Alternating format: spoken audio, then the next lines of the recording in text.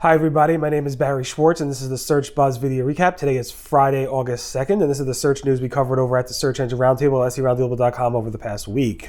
A lot of news over the past couple days, fairly important from Google. First, let's start with signs of another Google search ranking update, and those signs are actually ticking up as of this morning as well. Definitely saw some chatter yesterday morning.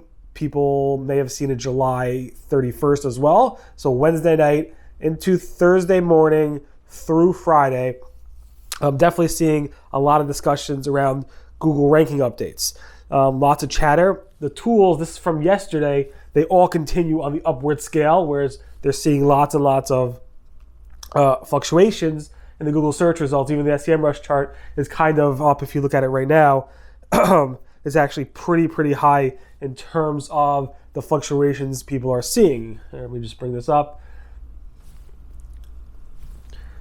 So you can see right now it's pretty high up there in terms of what's going on. So anyway, there definitely seems to be some type of Google update going on. Google has not confirmed it at all. And I don't think they will. Sorry for the cough.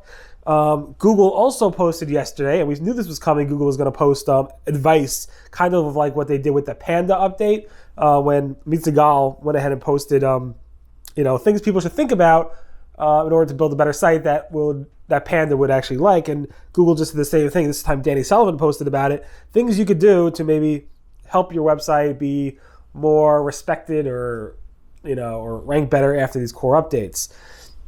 And Google said, yeah, there is no fix. Google doubled down on that, actually. Said, yeah, there is no fix. There's nothing you could do. It's basically our rankings determining what should be the top results for this site. Doesn't mean your site's not good. Doesn't mean your site's not great. It just means that there are other sites that we think are better than your websites, and that's what we're constantly updating. But if you do want to go ahead and fix it, Google says, one, look at the Panda advice from 2011. That's still pretty good. Here's a list of new updated content advice for you, and they broke it down to four categories. One is content and quality questions. I'm not going to go through them all.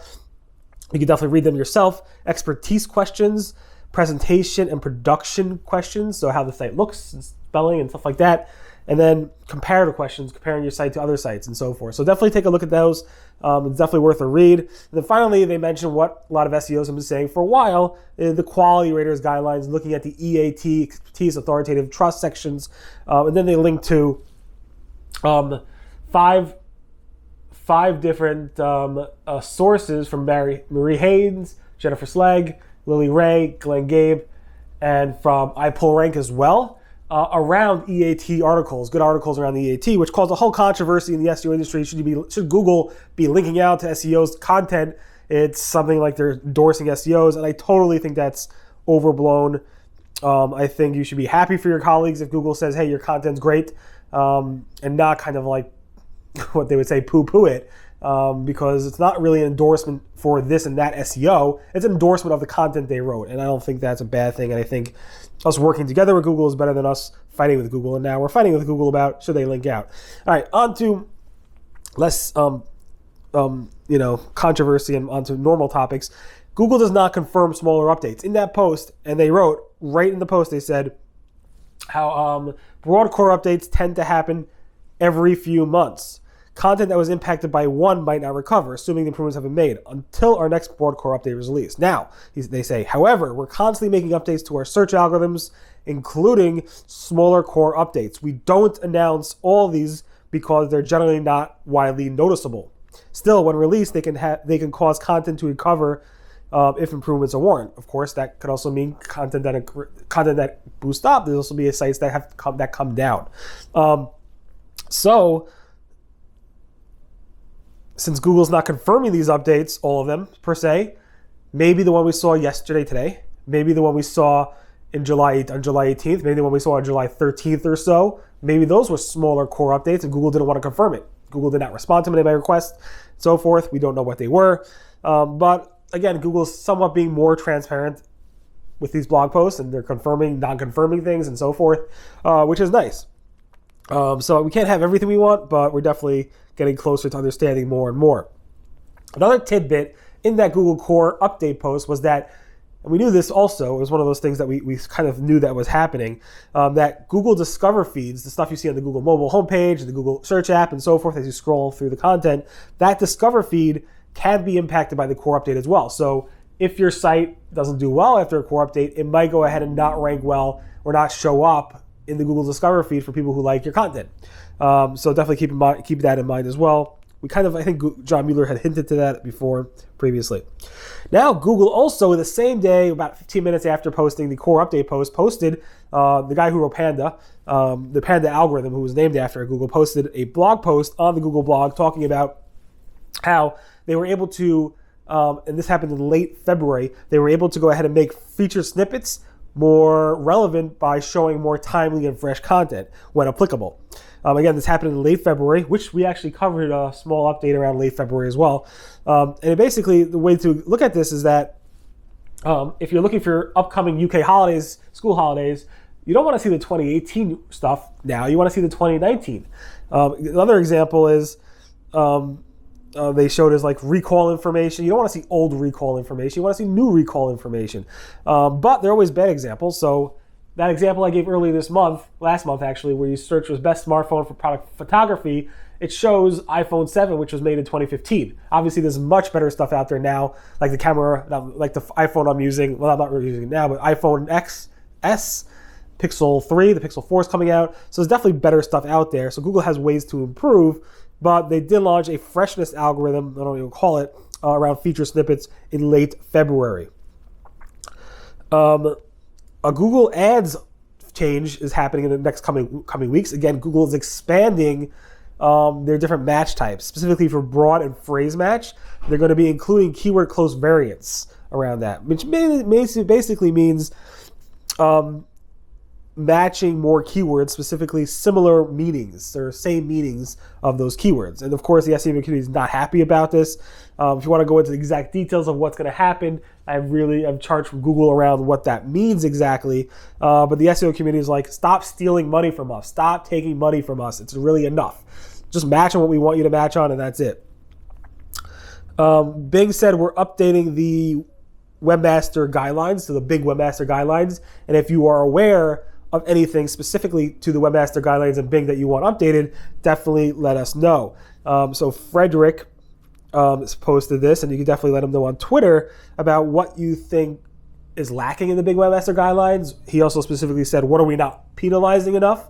So if you want Bing to actually go ahead and penalize more things that they're not penalizing, definitely let them know on Twitter. Here's the post. You could definitely reply to it and let him know.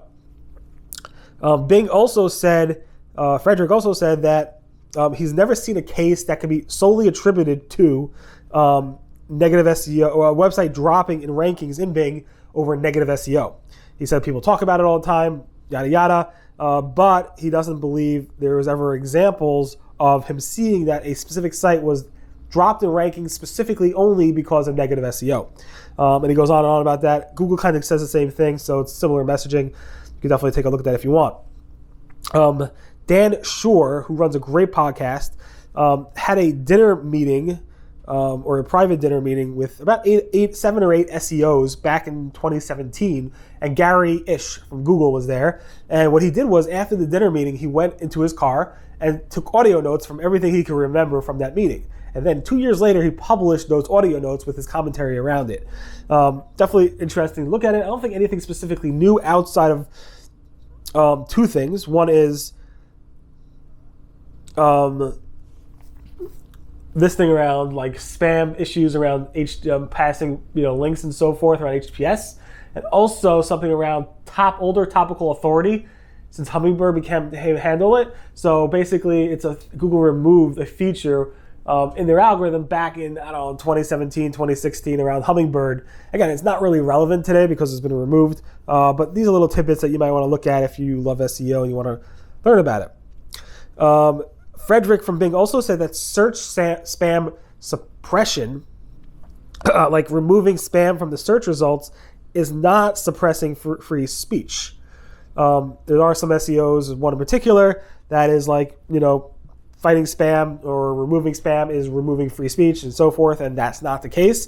He basically said the reality is the instant you disable the spam filter, the entire product, obviously the search engine, becomes completely unusable. Just an interesting tidbit again. Moving forward, Google suggest clips are no longer playing in the search results and no longer taking you to YouTube. They actually overlay a modal. I think they used to just play in the search results directly with the search results beneath it, and now they play in this like modal type of play box. So when you click on it, it brings up this black interface where you have to actually X out to actually not get to it. It doesn't take you to YouTube, and it doesn't leave you in the search results per se. It actually just overlays a window. Google has removed any PageRank references specifically in the disavow backlinks help document, and also removed the mention of 200 signals. It used to say PageRank is Google's opinion of importance of page based on incoming links from other sites.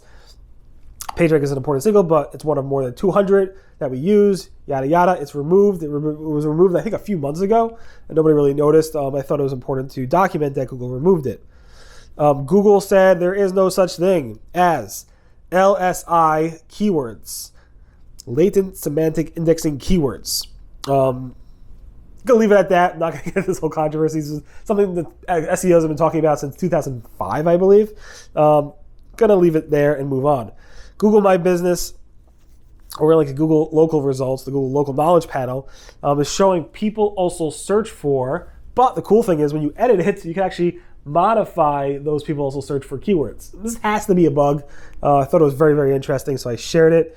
Google's testing removing the breadcrumb trail from the mobile search results snippets.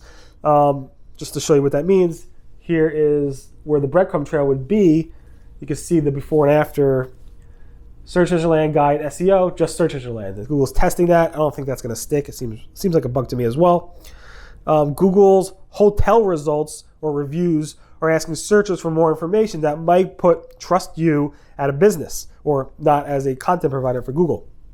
So you can see this type of data, families, couples, rooms, this type of stuff is provided by Trust You, but Google started asking people who stay at those hotels for information about that type of information that kind of replace that. It makes sense. It makes sense that Google will go ahead and do that. It's not good news for Trust You, but it is what it is. Google's quality raters guidelines went missing this week. They moved it to ratershub.com versus on the Google domain, and they 301 redirected some of them, I believe, and they fixed that issue. It was gone for about 24 hours or so, at least the old URL. Now it's on the new URL. Google, again, redirected some of those URLs, not all of them. Rank Ranger added a new feature to track FAQ and the how-to schema, or the rich results in Google search results. Right now, they about 5.5% of the top results, according to Rank Ranger tracks, has a how-to or FAQ schema or rich snippet in the Google search results, which is very interesting. Google Ads launched a new Google Ads Editor, Google Ads Editor 1.1. This is since they rebranded from Google AdWords Editor to Google Ads Editor, which was 1.0. Now Google Ads Editor 1.1 has a new dark mode and a bunch of other features in here you should definitely take a look at. And Google also updated the keyword planner to show more relevant keywords, specifically add relevant keywords to the actual keyword planner in that tool. So you could definitely take a look at that and get more keyword data here if you wanted to. And finally, we posted 2 new vlogs this week. One was on... you can get all the vlogs actually here now. So you get my weekly videos over here by clicking on more videos, and you get the weekly vlog now. We had a new section. Of course, subscribe to our channel, and make sure to subscribe. And also, you can get our weekly vlogs over here.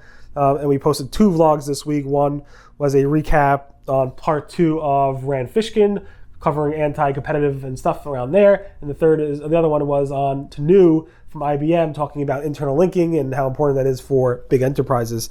Next week, actually, we're going to have one with Paul Shapiro from Catalyst, talking about technical SEO and a bunch of other things. Anyway, hope everyone has a great weekend. Thanks so much for listening to the Search Buzz video recap. My name again is Barry Schwartz, and this is the search news we covered over at Search Engine Roundtable, SERoundtable.com over the past week.